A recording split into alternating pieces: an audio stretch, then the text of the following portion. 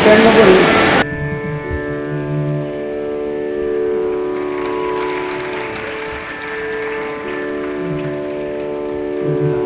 ओळखीला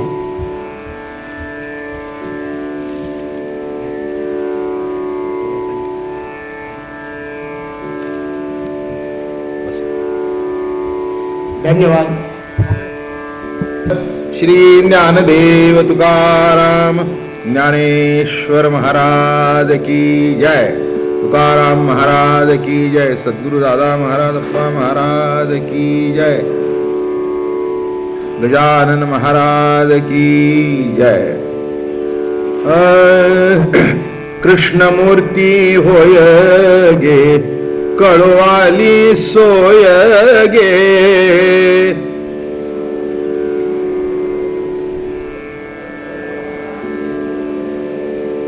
कृष्णमूर्ती होय गे कळवाली सोय गे.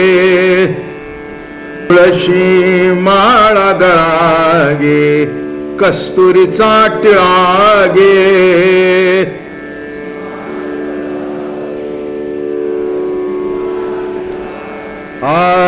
तुळशी माळा गळा गे कस्तुरीचा टिळा गे.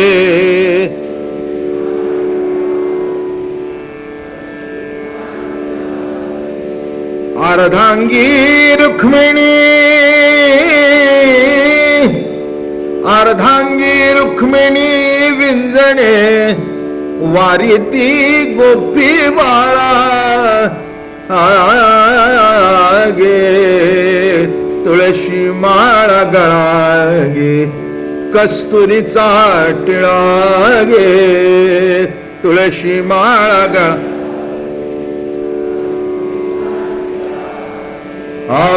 पितांबराची कास गे कसिली सावकाश गे.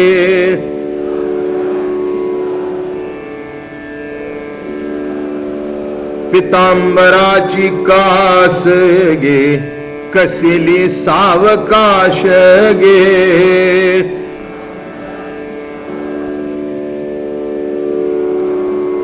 नारद तुंबर गायन करीती पुढे निजदास गे. नारद तुंबर गायन करीती पुढे निजदास गे. तुळशी माळा गळा गे कस्तुरीचा टिळा गे. तुळशी रुक्मिणी विंजणे वारीती गोपी बाळा गे.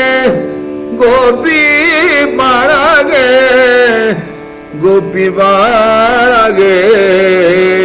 तुळशी माळा गळा गे कस्तुरीचा टिळा गे.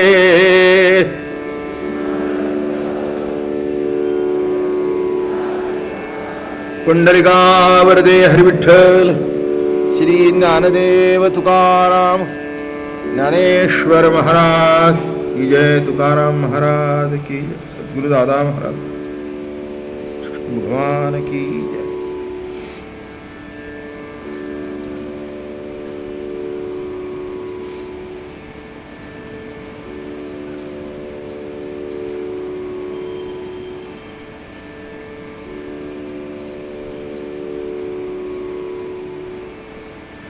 माऊली महावैष्णव संत श्रेष्ठ नाथ बाबा एक महिना आपल्याला गोकुळ वृंदावनामध्ये जाऊन वास्तव्य करायचंय मनाने. शरीर आशना का पुण्यात पण मन वृंदावनात असा. शरीर आशना का तुमच्या घरात पण त्या देहुडा चरणाजवळ मन गुंतून राहावं. प्रभू चरणाजवळ मन गुंतलं म्हणजे जीवनाचे गुंते सुटतात. माझं म्हणणं लक्षात घ्या. माणसाच्या जीवनामध्ये अनेक गुंते आहेत. अनेक गुंते का आहेत? नको तिथे मन गुंतलंय म्हणून.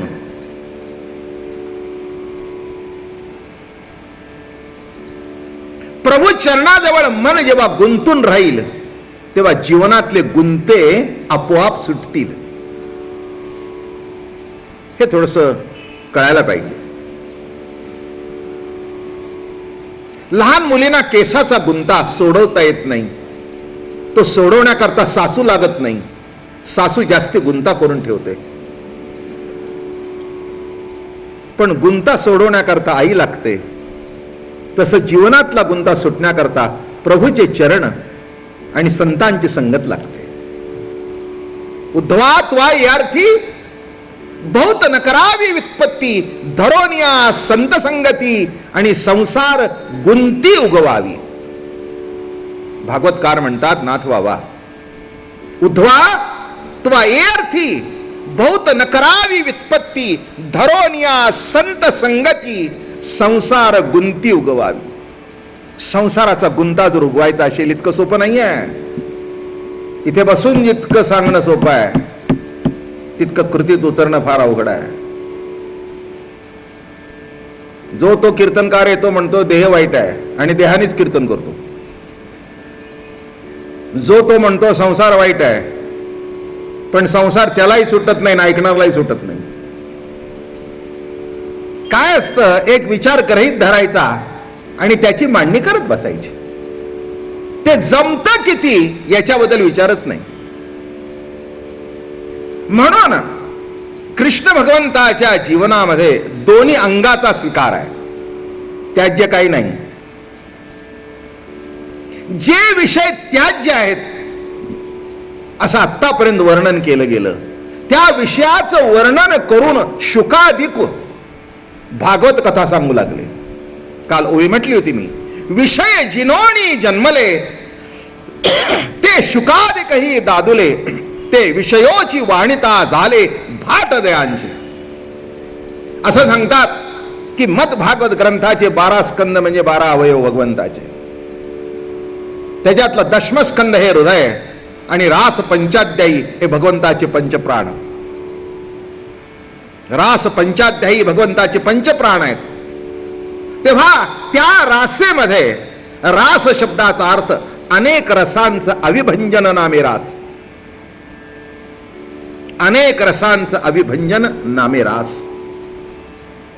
ज्यांना रास कळली नाही ते तमाशाकडे वळले आणि ज्यांना रास कळली ते संत झाले. आता बोलणं कळलं का? मी नेहमी सांगतो, ज्यांना कृष्ण कळला ते संत झाले आणि कळले नाही ते कुठे गेले बघा. म्हणजे वैशिष्ट्य आहे ना. तमाशातल्या लोकांनाही कृष्ण आवडतो आणि आमच्यासारख्या भक्तांनाही आवडतो. म्हणजे दोघांनाही वाटतं हा आपल्यातला आहे. गण गवळण असल्याशिवाय तिकडे सुरुवात नाही आणि राम कृष्ण हरी म्हटल्याशिवाय इकडे सुरुवात नाही. याचा अर्थ एकच आहे, हरी येथे रे हरी तेथे रे आणि हरी वाचोनी न दिसे रिते रे. सर्व अंगाचा स्वीकार ज्यांनी केला बर का. युद्ध केलं, युद्ध थांबवलं, करावं म्हणून उपदेश केला, आपल्या हाताने रचना केली आणि आपल्या हाताने नष्ट करून गेला. म्हणून हा कृष्णाचा सुद्धा गुंता लवकर समजत नाही. राम सरळ, एक बाणी, एक वचनी, एक पत्नी. एक पत्नी असलं म्हणजे पतन नाही. एक बाणी, एक वचनी, एक पत्नी राम. पण याचं काही सगळं निराळच हो, सगळं अलौकिक. आणि एक सांगतो, अलौकिक आहे म्हणून तो कृष्ण आहे. सर्वसामान्यासारखं त्याचं जर जीवन असतं तर त्याला पूर्ण अवतार कुणी म्हटलं नसतं. अंश अवतार, पूर्ण अवतार आणि हा पूर्णतम अवतार, हेच या अवताराचं वैशिष्ट्य आहे. आणि म्हणून एक विचार सांगतो. चालू होतं मागच्या वर्षी, ब्रह्म आहे गोकुळामध्ये, पण ते निर्गुण नाही.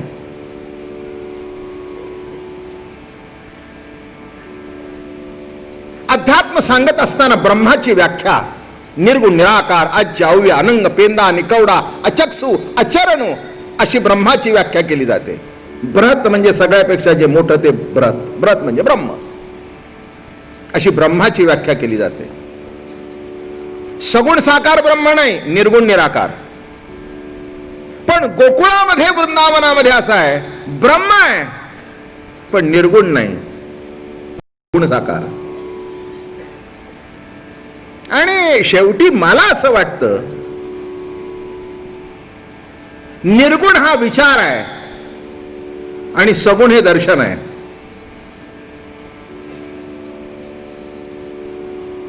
एक सांगू, निर्गुण विचारात जरी आलं तरी ते सगुण होतं. निर्गुण शब्द सुद्धा निर्गुण नाही, उच्चारल्याबरोबर होतो सगुण झाला. माणसांच्या अजून पुष्कळशा गोष्टी लक्षात येत नाहीत. काही माणसं म्हणतात आम्ही निर्गुणवादी आहोत, काही म्हणतात आम्ही सगुणवादी आहोत. विशेष काय त्याच्यात? एक मी तुम्हाला सांगतो, निर्गुणावर निष्ठा राहण्याचा प्रश्नच येत नाही, पण सगुणावर निष्ठा राहणं अवघड आहे. एक अभंग परवाच चालू होता, झणी दृष्टी लागो तुझ्या सगुणपणा, जेणे माझ्या मना बोध केला. ऐका, नामदेव महाराज म्हणतात, देवा पांडुरंगा सखया तुझ्या सगुण रूपाकडे माझी दृष्टी लागून राहू दे, चटकन लागू दे. तुम्ही म्हणाल आता सगुणाकडे दृष्टी लागणं म्हणजे काय? एक सांगतो, निर्गुणाची उपासना सोपी आहे. अनेक माणसं म्हणतात अवघड आहे, मी म्हणतो सोपी आहे. विचार आहे का, पटलं तर घ्या, नाही तर सोडून द्या. इथे काही तसं काही आग्रह नसतो कोणचा. मला जे पटलं, माझ्या 70 वर्षाच्या आयुष्यात जे कळलं ते सांगतो. एक सांगू, निर्गुणामध्ये पटायचंय काय? पटलं म्हटलं तर काय पटलं ते सांगा. नाही, पटलं म्हटलं तर काय पटलं ते सांगा. तेव्हा निर्गुणाचा प्रश्न माझ्या दृष्टिकोनातून विशेष नाही आहे. पण एक सांगू, सगुण उपासना भयंकर अवघड. तुम्ही म्हणाल डोळ्याने दिसते ना अवघड, अहो म्हणूनच तर अवघड आहे. हे बघा, माणसं मेल्यानंतर म्हणजे निर्गुणात गेल्यानंतर, बरं का पाटील साहेब, त्यांच्या पाया पडणं सोपं. म्हणून बापाच्या मेल्यानंतर जितक्या मनापासून पाया पडतात तितका असताना पडत नाहीत, कारण असताना बाप सगुण आहे ना. माझं बोल काय म्हटलं, विचार ऐकून ठेवा म्हणजे माझे विचार कळतील मला काय सांगायचंय. हे अनुभवातून तयार झालेले विचार आहेत बरं का. आयुष्य गेलं याच्यातच. सगुण उभं राहिलं की दोष दिसतात, आहे ना. कोणी असू दे, बाबा महाराज तर द्या सोडून. राम उभा राहिला तर दोष दिसतोय, कृष्ण उभा राहिला तर दोष दिसतोय. कोणची सगुण वस्तू असू दे आणि त्याच्यात दोष दिसत नाही असं घडतच नाही. एकाला पटलं म्हणजे दुसऱ्याला पटतं असं समजू नका. सगुण म्हटलं की दोष आलेच. काय सगुणाचं आश्चर्य आहे. म्हणून कृष्ण असताना पटला नाही, राम असताना पटला नाही. आणि एक लक्षात ठेवा, श्रद्धा ठेवायचा असता अर्थ असा आहे की सर्व दोष जाणून हाच माझा देव आहे, हाच माझा गुरु आहे, याच्या चरणाशिवाय जीवनाचा गुंता सुटणार नाही, या प्रतिती निश्चयाने त्याच्या चरणाजवळ राहणं हे अवघड आहे. सगुण उपासना इतकी सोपी नाही आहे. हो, ब्रह्मदेवाला बाप कळला नाही, इंद्राला देव कळला नाही, दोष दिसले. म्हणून नामदेव महाराज म्हणाले, झणी दृष्टी लागो तुझ्या सगुणपणा. म्हणून आपल्याकडे पद्धत आहे, जिवंत असेल म्हणजे सगुण असेल तिथपर्यंत निंदा करायची आणि वर गेल्यानंतर स्तुती करायची.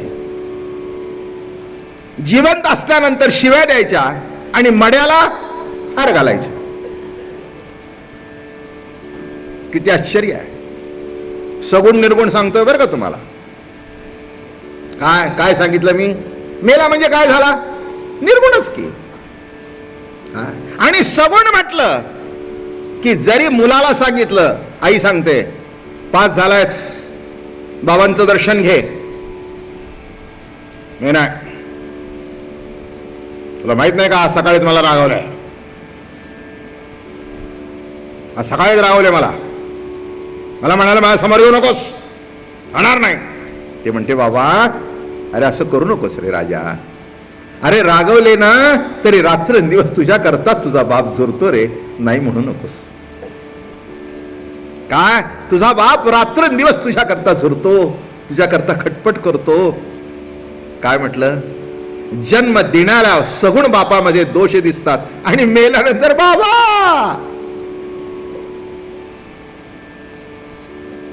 काही काही गोष्टी पाटील साहेब मला पटत नाहीत. मी नेहमी सांगतो, मड्याला हार घालण्यापेक्षा जिवंत असताना एकदा हार घाला, पुष्कळ झाला. काय करायचंय त्या मड्याला हार घालून, जेव्हा त्याला कळत नाही तेव्हा हार. जिवंतपणी हार जाणं.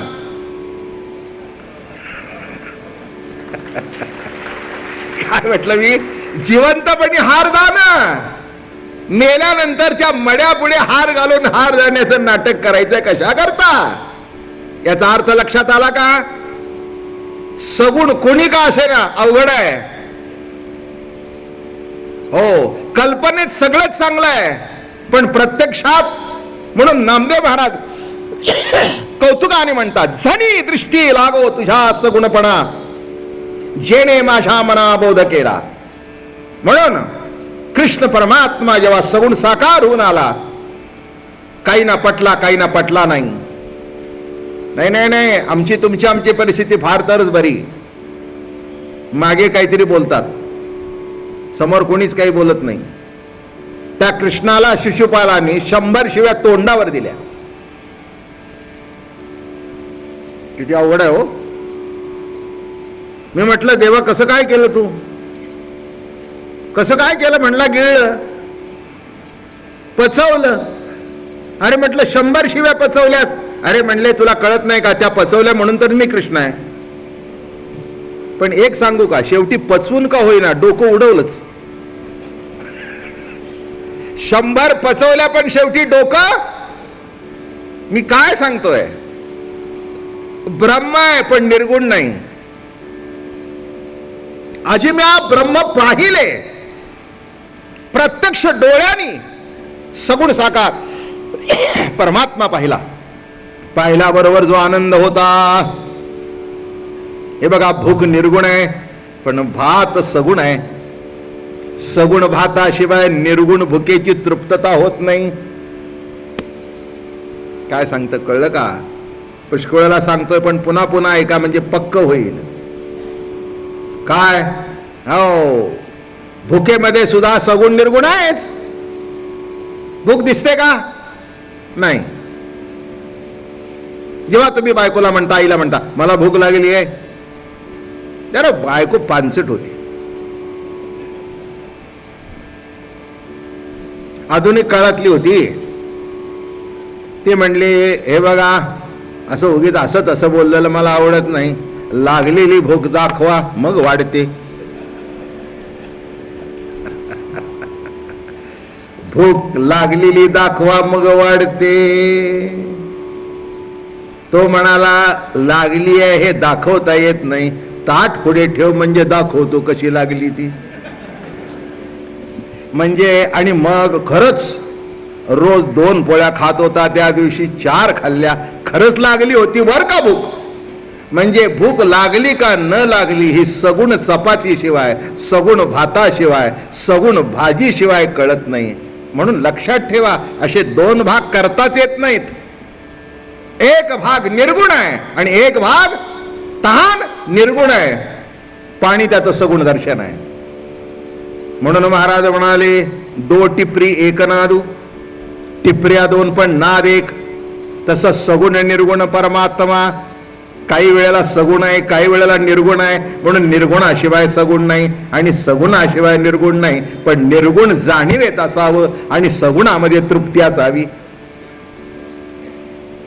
काय हा, कल्पनेतला चहा नाही, याच्या कल्पनेमध्ये चहा होता. सुंदर दूध, सुंदर पावडर, जरा मसाला वेलची बिलची गरम मसाला, पावसाचे दिवस आहेत बरं का, अगदी सुंदर चहा केला काय. अहो पण काय सांगू, तासभर झाला तर पुढेच येईना.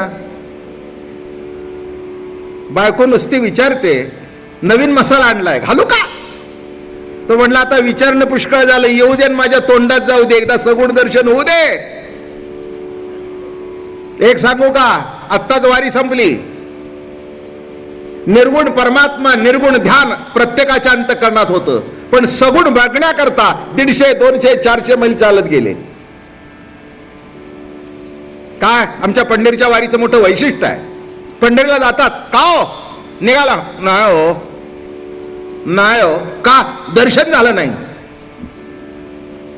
किती आश्चर्य आहे. आणि तिथे जाऊन चरणावर मस्तक झालं की असा येतो एकदम फुललेला, काय निघालो निघालो हो, का दर्शन झालं.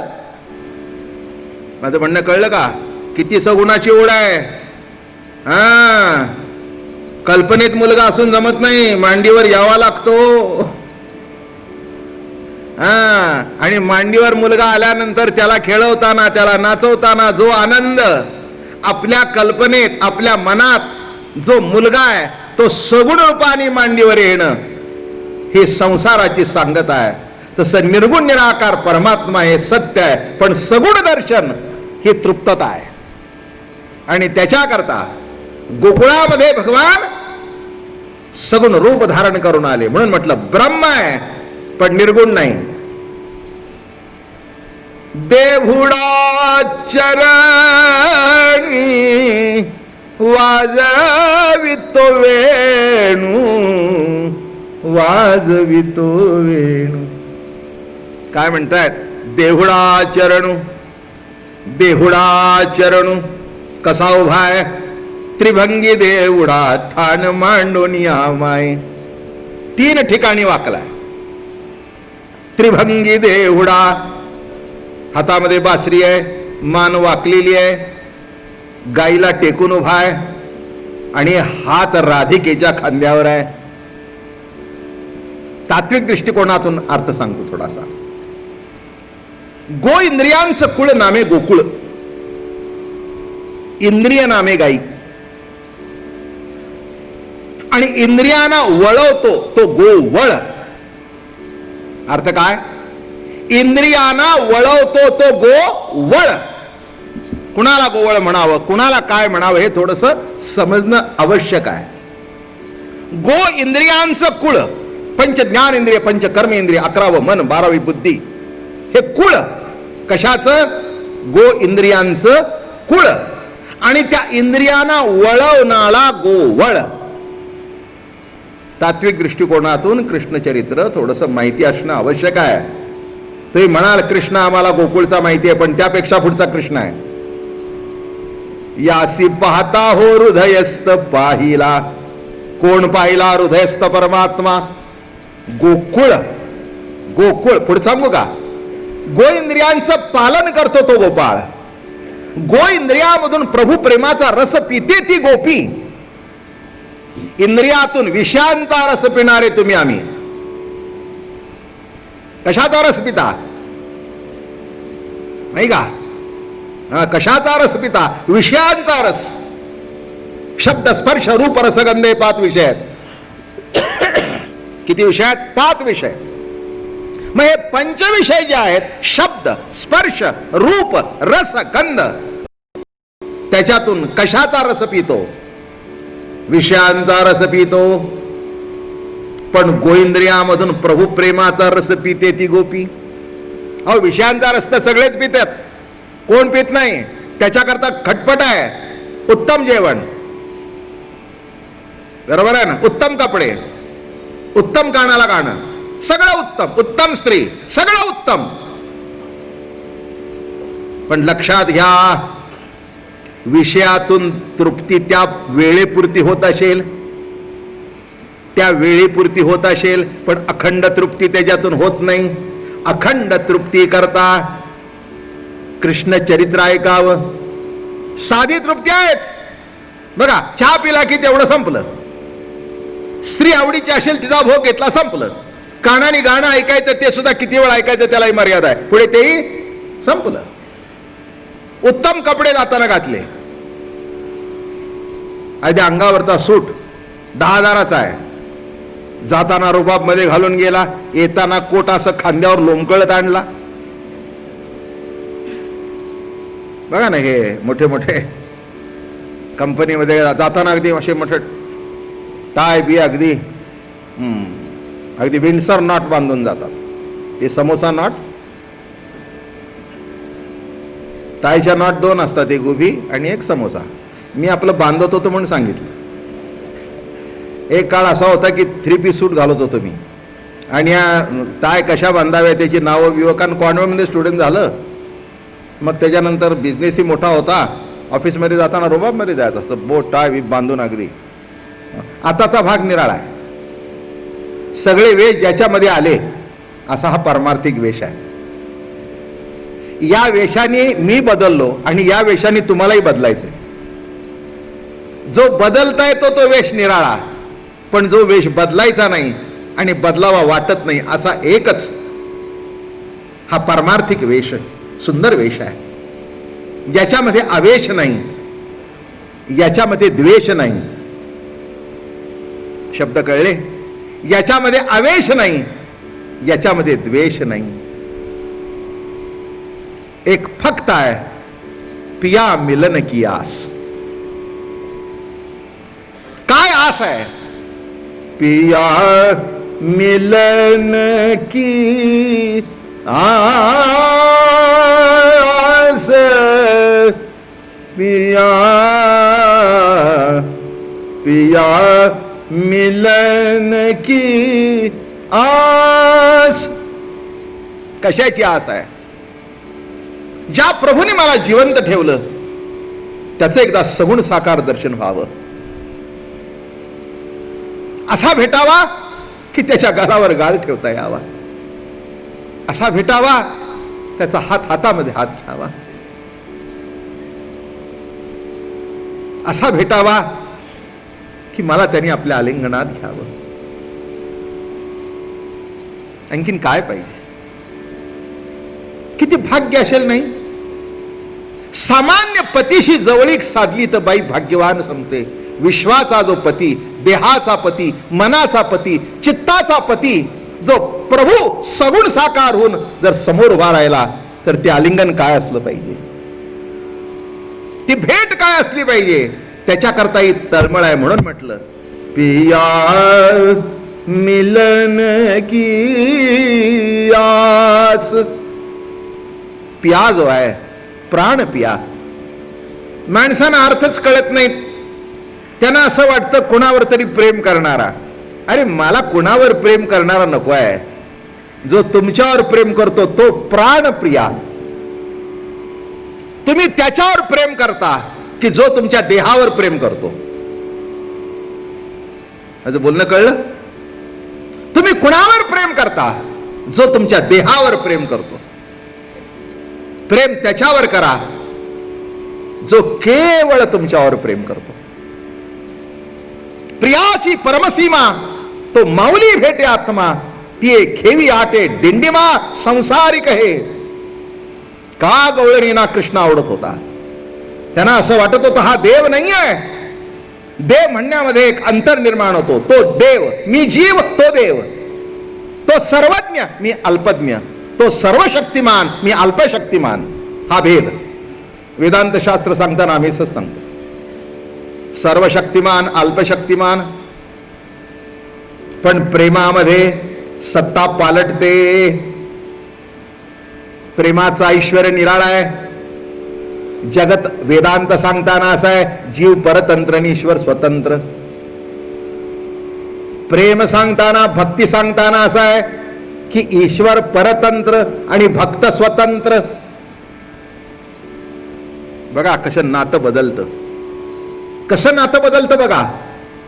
हो, केवढाही मोठा समर्थ बाप असू दे, पण त्या बाळाने त्याच्या पायाला मिठी मारली तर बाप जागचा हालत नाही. पेलवान बाप, काय हिंद केसरी, एक हिंद केसरी भेटले आम्हाला. त्यांच्या घरी गेलो होतो, मस्त माणूस होता. आणि निघताना त्याचं पोर जवळ आलं आणि त्या पोराने पायाला त्याच्या मिठी मारली आणि तो बायकोला हाक मारतो, अगं जाई घे ग जरा महाराजांना पोचून यायचं, हा काय सोडत नाही मला. मी म्हटलं तुम्ही कुस्त्या कोणाबरोबर केल्या? तुम्ही हिंद केसरी कुणाबरोबर कुस्त्या केल्या? हा म्हणला बाबा महाराज होईल बिल्ले बघा माझं शरीर. नाही वाटत नाही म्हटलं. आता मी होतो म्हणून त्यांनी मला मारलं नाही. दुसरा तर कोणी असताना तर त्यांनी त्याला एक लगावली असते. मी म्हटलं तुमच्याकडे बघून वाटत नाही. कशावर म्हणला? अहो म्हटलं 2 वर्षाचं पोर तुम्हाला आठपत नाही, हा त्याची मिठी तुमच्या पायाला पडली आहे, ती सोडवत नाही, तुम्ही बायकोला हाक मारताय.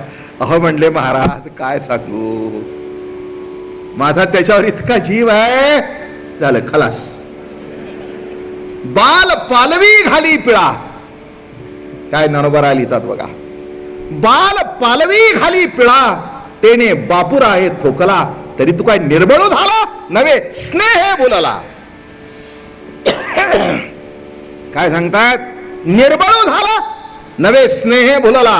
तसं अनंत कोट ब्रह्मांड नायक कर्तुम अकर्तुम अन्यथा कर्तुम ज्या परमात्म्याची शक्ती आहे, तो परमात्मा भक्तीने असा परतंत्र होतो वर का. आणि म्हणून कृष्ण चरित्रामध्ये माधुर्य रसाला प्राधान्य आहे. सबंध गोकुळामध्ये वृंदावनामध्ये माधुर्य रसाचा ओसंडून वाहत होता. म्हणून तिथे कधी म्हणायचं नाही कृष्ण घाबरला नाही, तिथे हेच म्हणायचं की कृष्ण घाबरला. कृष्ण लटलट कापू लागला. देव आहे कापतो का? हे सगळं संपलं, मजा संपली. अहो बायकोनी तुम्हाला प्रेमाने जेवायला वाढावं. आज बघा आज की नाही कर्जा केलात, अर्धी घेता का? तुला अक्कल नाही का? मला वाटोळ झालं त्या बायकोचं ना आपले. अक्कल नाही तुला? Don't you understand? मला जेवढं खायचं तेवढं मी खातो ना. असं कुठे बोलायचं असतं का? सगळं माधुर्य रसाचा चुराडा झाला. मग ती म्हणते हे बघा मला माहिती आहे तुम्हाला त्रास होतो, पण मी तरी कुणा करता केलं? एक नाही एक घास घ्या. बर आण. तू म्हणतेस तर छान झाले तर. खरं सांगू का, मला मनापासून वाटते अजून 2 खावे. जरा असा माधुरी रस टाकायला शिका, निदान घरात तरी राहू द्या जगात.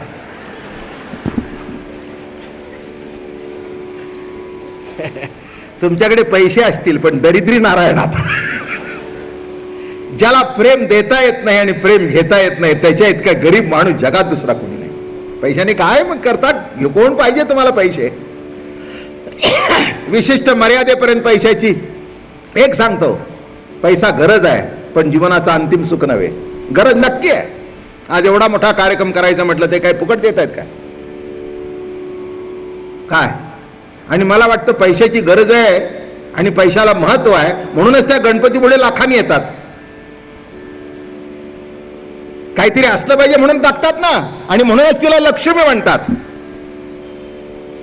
माझं म्हणणं कळलं का? पण एक आहे, लक्ष्मी महत्वाची आहे पण ती नारायणाला सोडून नाही. नारायणाच्या बरोबर जी लक्ष्मी असते ती लक्ष्मी घरात राहते पण पांडुरंगाचे पाय धरून राहते.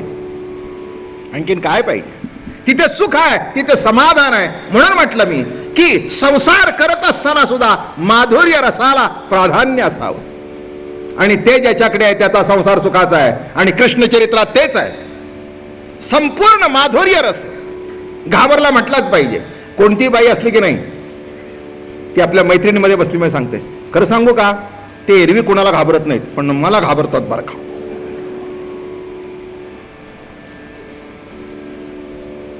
पाटील साहेब याच्यावर मी काय वक्तव्य करू? काय वक्तव्य करू? नाही करतो ना. काय काय करू? एकच सांगतो, तिला सांगताना जे आपण सुद्धा म्हणावं, हो खरंच मी कोणाला घाबरत नाही पण तिला घाबरतो बरं का. अहो काय तुम्हाला सांगू, पुढचा आठवडा मजेत.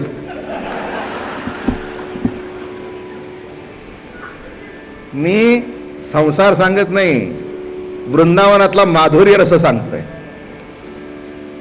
पण तो तुम्हाला माध्यम करून म्हणजे कळेल, त्याशिवाय नाही कळायचा. कृष्णाचा माधुर्य रस कळणार नाही, पण हा घरी जाऊन नवऱ्याला सांगा, नाही तर बायकोला सांगा, आज महाराजांनी माधुरी रस सांगितला. कोणची माधुरी? त्याला वाटोळ. आता हिला कोणची माधुरी, तिला सांगावं तूच. म्हणून लक्षात ठेवा की ऐश्वर्य अधिष्ठात्री देवता आहे आणि माधुर्य अधिष्ठात्री देवता आहे. जगतामध्ये भगवंताचं ऐश्वर्य आहे आणि गोकुळ वृंदावनामध्ये भगवंताचं माधुर्य असाच ऐश्वर्य होतं. बरं का? म्हणून किती गंमत आहे नाही का? हरी तू खोडी नको करू माझे बाबा वा, तू खोडी नको करू माझे बाबा.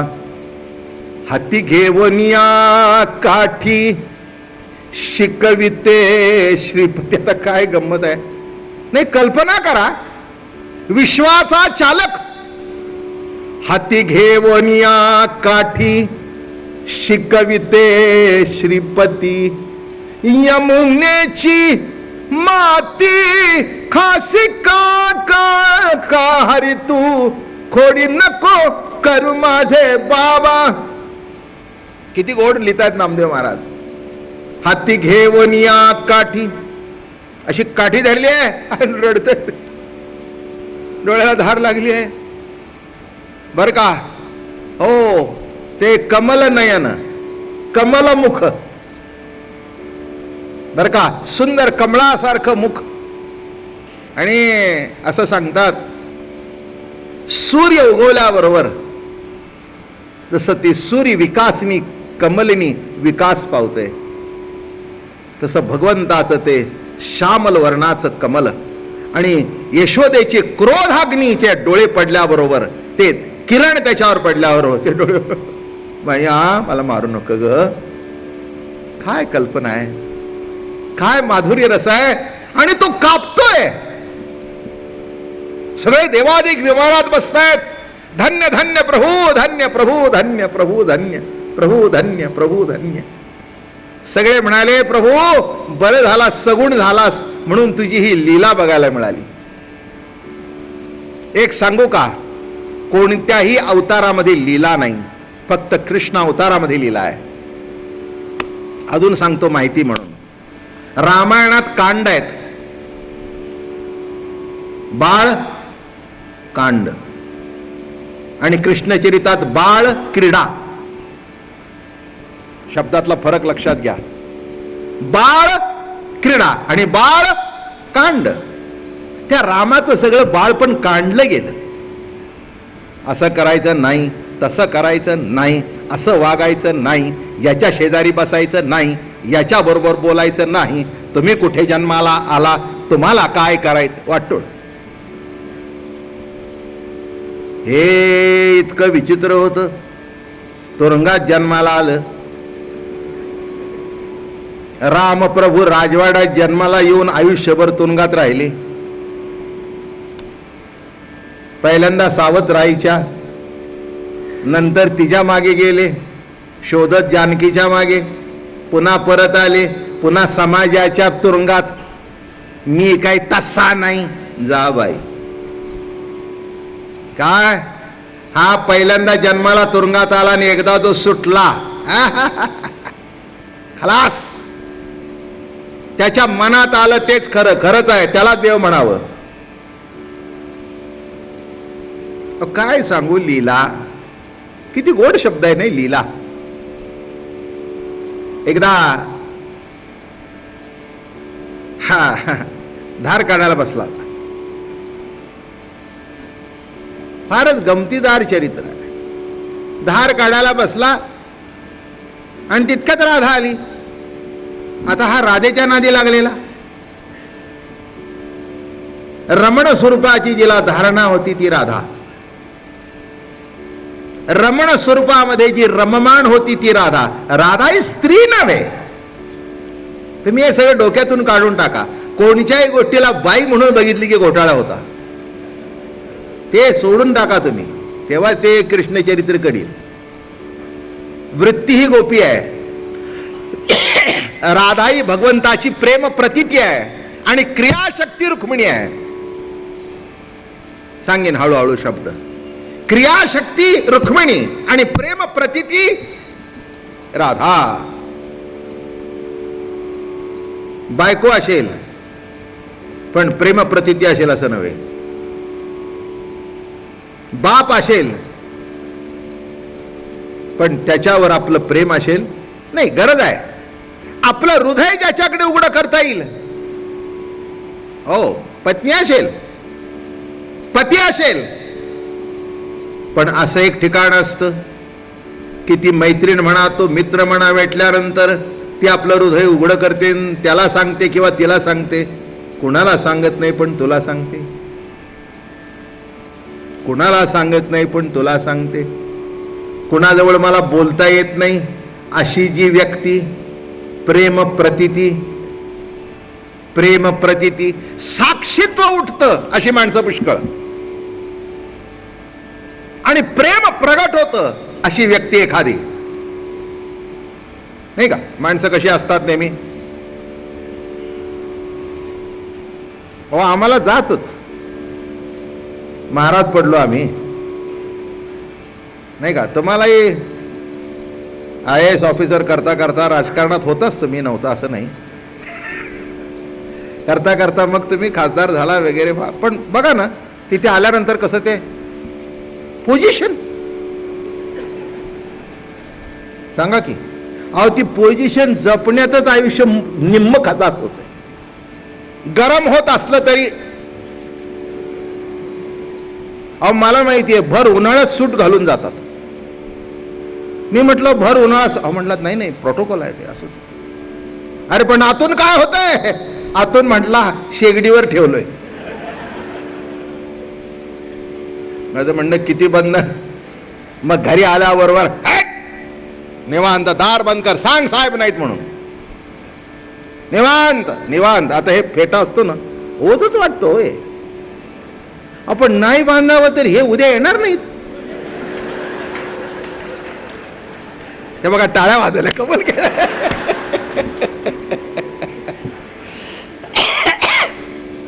काय किती ते ओझ, एवढा 9 मीटरचा फेटा डोक्याला बांधायचं तुमच्या पुढे. मग जाताना अगदी एकदा गाडीत गेलं मागे फेकून दिलं की वा शांत वाटतं. पण इथे बांधलंच बाई, खांद्यावर शाल नाही तर उपरणं पाहिजेच, नीटनेटकं पाहिजेच. का काहीतरी बंधन आहेत, बंधन आहेत. ठीक आहे, विशिष्ट मर्यादापर्यंत ती बंधनं, पण या कृष्णाने असं केलं, सगळं दिलं दुखारून. काही नाही म्हणले. मी म्हणेल ते बरोबर, म्हणेल ते विचार करून बघा. काय अवस्था आहे, काय कौतुक आहे, किती आनंद आहे. आता ही प्रेम प्रतीती राधा, क्रियाशक्ती रुक्मिणी. आता असं आहे ना, आपल्या प्रेम असणाऱ्या माणसाला किती बघू नका म्हटलं तरी डोळे झाकून सुद्धा त्यालाच बघतो. हीच प्रेमाची जात आहे. आणि राधा आल्याबरोबर ते इकडे वळलं, करता करता हंडा भरलं म्हणून पुढे सरकलं. आता काय, आता ते सगळी लाईनच असते ना गाया बांधलेल्या. मग ते पुढे सरकले आणि झाले, धार काढू लागले.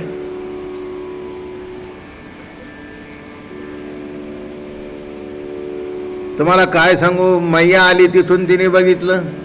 ते म्हणले कृष्णा बघतोयस कुठे, धार कुठे काढतोयस, आणि तू बघतोयस का कुठे बसलायस. अरे बैलाच्या खाली बसलायस. अभंग आहे नामदेव महाराजांचा, माझ्या गाठचं काही सांगत नाही. अरे तू बैला खाली बसलाय. अगं म्हणले आई तुला माहित नाही, देवाची करणी आगाध आहे. मी बसलो तेव्हा 4च होतं, आता येतं 1 झालं.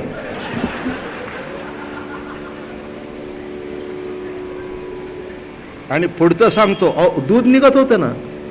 यशोदा म्हणली कपाळावर हाणून या, कृष्णा तुझ्या नादी कुणी. अगं आई खरंच गो, मी बसलो तेव्हा 4 होता, आता 1 आण बघ ना, दूध निघतंय. अरे काय दूध निघतंय? जग पडतंय तुझ्या संकल्पातून, दूध निघतंय काय? आश्चर्य काय?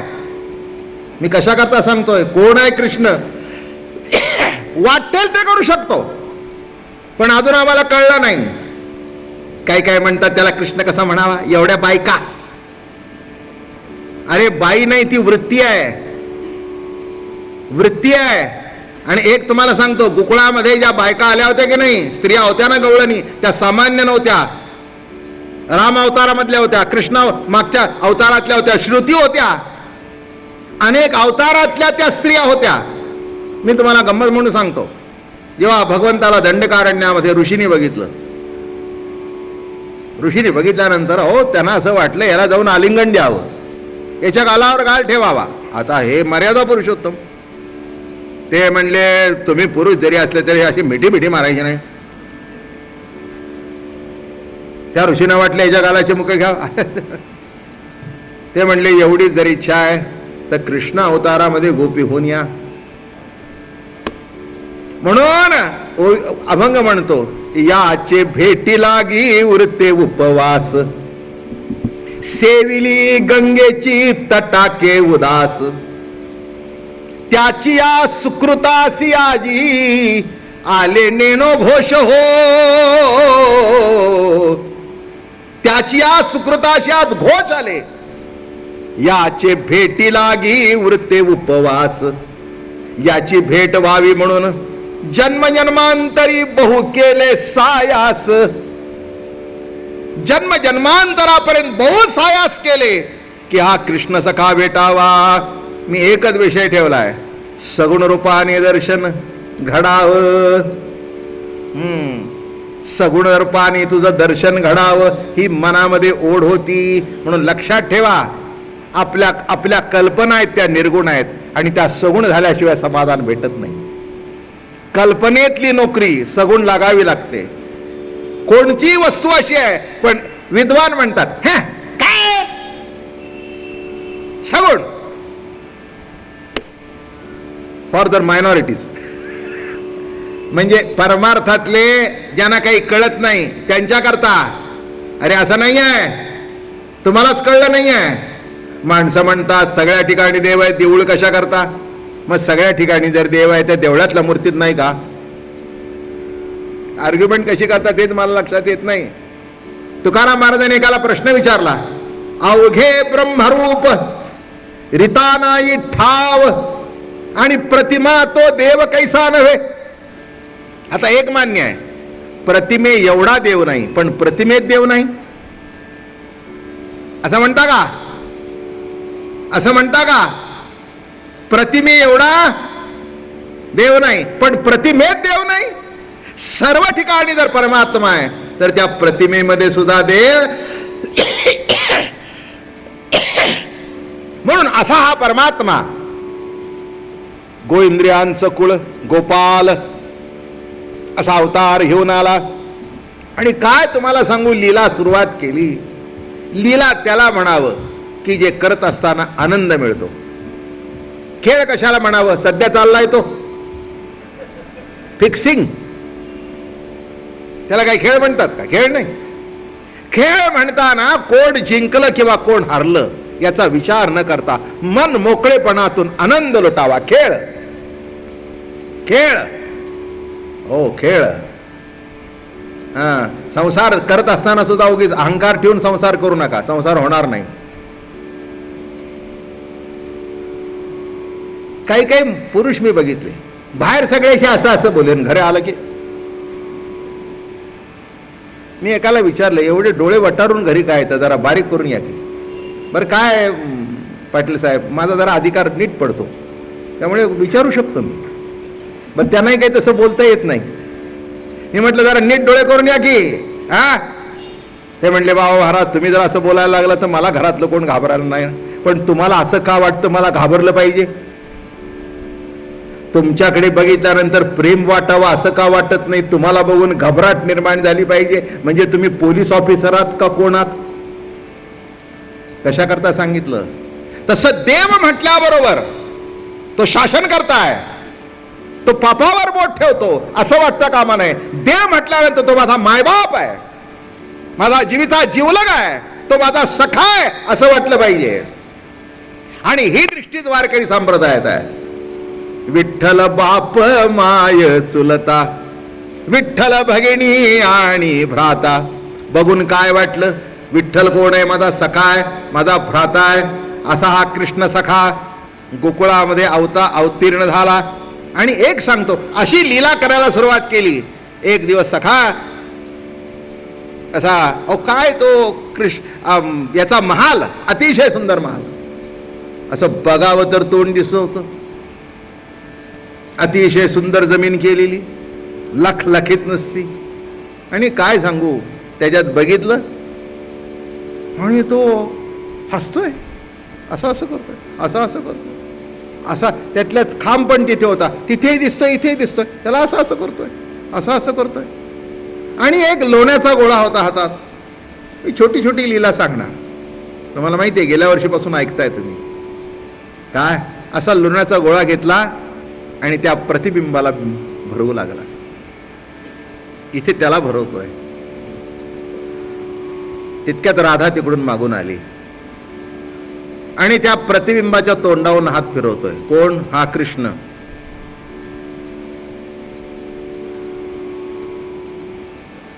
असं करतोय. राधेने बघितलं.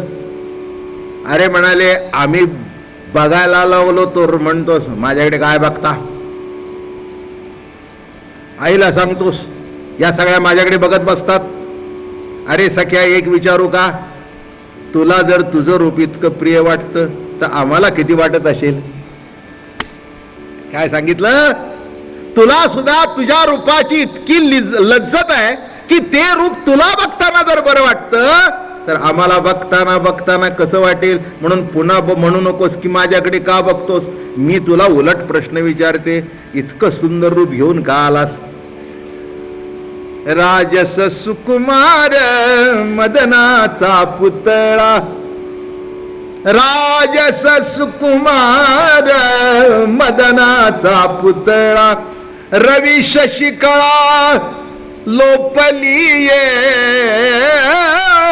रवी शशिकळा लोपलीये, कस्तुरी मळवट चंदनाची उटी, रुळे माळ कंठी वैजयंती, मुकुट कुंडले श्रीमुख शोभले, सुखाचे ओतिले सकळही.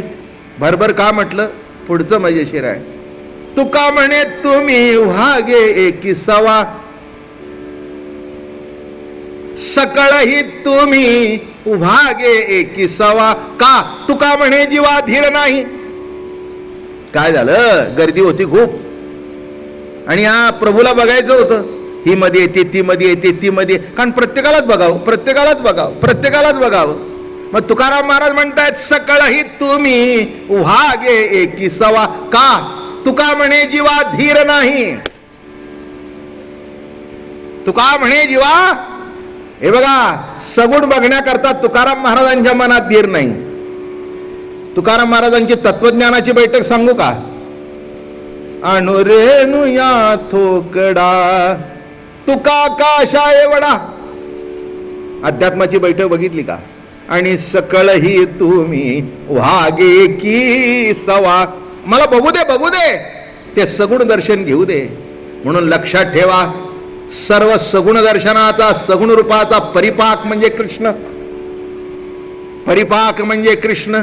म्हणून इथे म्हणतात, कृष्णमूर्ती होय गे, कळवाली सोय गे. आणि कोण भेटला? प्राणाचाही प्राण पाहता. प्राण नाही, प्राणाचाही प्राण. कोण बघितला? प्राणाचाही प्राण पाहता. सुख सांगो काय गे. एक सांगू का? प्राण दिसत नाही, गेलेला दिसतो का? नाही, गेल्यानंतर दिसतो. पण गेलेला दिसतो का? गेल्यानंतर कसा दिसतो? झालं. अगदी बघायचं म्हणजे नागपुड्यावर कापूस ठेवून बघायचं. गेले. दिसतो का प्राण गेलेला? आता मला सांगा, प्राण दिसत नाही आणि प्राणाचा प्राण जर सगुण साकारून तुमच्या समोर उभा राहिला, काय आनंद आहे. अहो, पडद्यावर दिसणारा नट भेटला आणि तो या रस्त्याने गाडी गेली म्हटलं, ती पुढे 100च्या स्पीडने जात असते आणि गाडीकडे बघत बसते.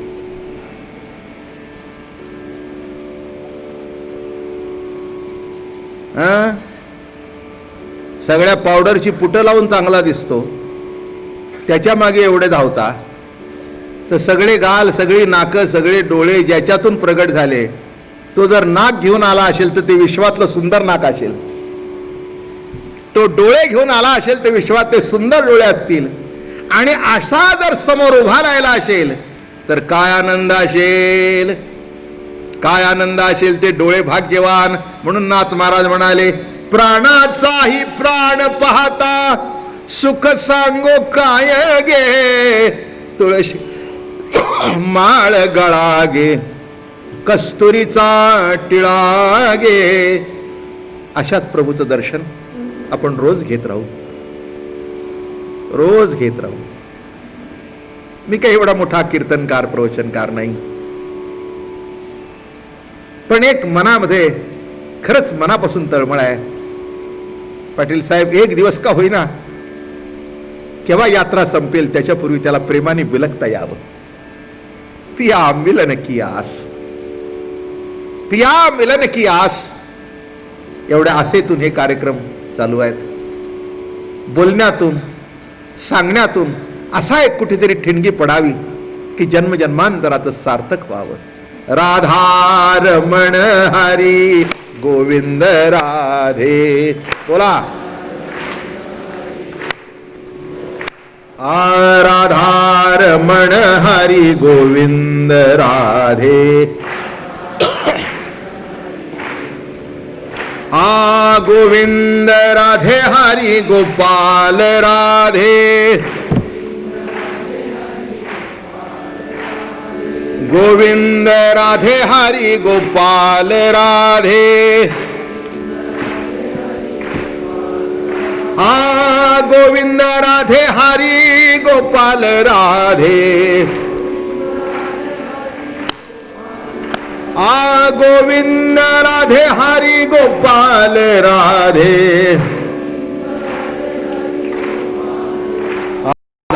रमण हरी गोविंद राधे. राधा रमण हरी गोविंद राधे. राधा रमण हरी गोविंद राधे.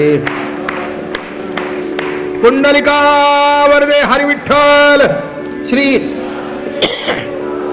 ज्ञानेश्वर महाराज, तुकाराम महाराज, सद्गुरु दादा महाराज, महाराज.